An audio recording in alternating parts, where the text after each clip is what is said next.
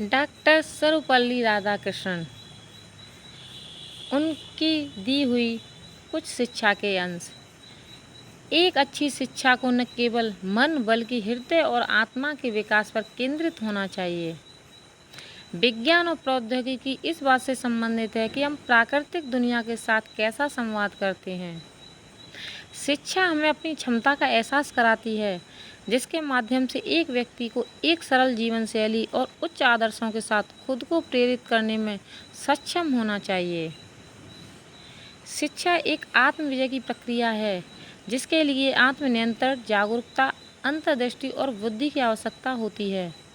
एक अच्छी शिक्षा को न केवल मन बल्कि हृदय और आत्मा के विकास पर केंद्रित होना चाहिए। यदि हृदय और आत्मा की उपेक्षा की जाती है तो कोई भी शिक्षा पूर्ण नहीं कही जा सकती। एक व्यक्ति जो अपने शरीर, हृदय, मन और आत्मा में सामंजस्यपूर्ण तालमेल बिठा लेता है तो उसे संपूर्ण कहा जाता है। शिक्षा ही जीवन धारा को सही दिशा देने में सक्षम है। शिक्षक अंधकार में जीवन में उजाले की एक किरण है। शिक्षक को बच्चों को अपना सर्वश्रेष्ठ देना चाहिए। शिक्षा की गुणवत्ता पर हमेशा जोर दिया जाना चाहिए।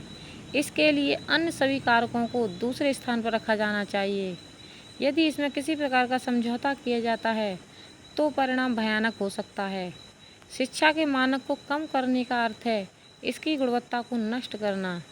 शिक्षा में गुणवत्ता और गहराई दोनों होनी चाहिए।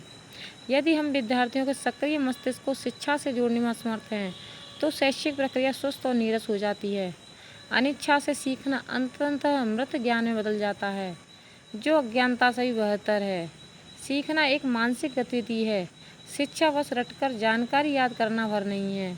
हम जो कुछ भी सीखते हैं उसका उपयोग करने, उसका परीक्षण करने और उसे नई तरीकों से संयोजित करने में सक्षम होना चाहिए। विज्ञान का उपयोग उपयोगी कार्यों के लिए किया जाना चाहिए। शोध और अध्ययन की खोज में हमें जिज्ञासा और प्रतियोगिता की भावना विकसित करनी चाहिए।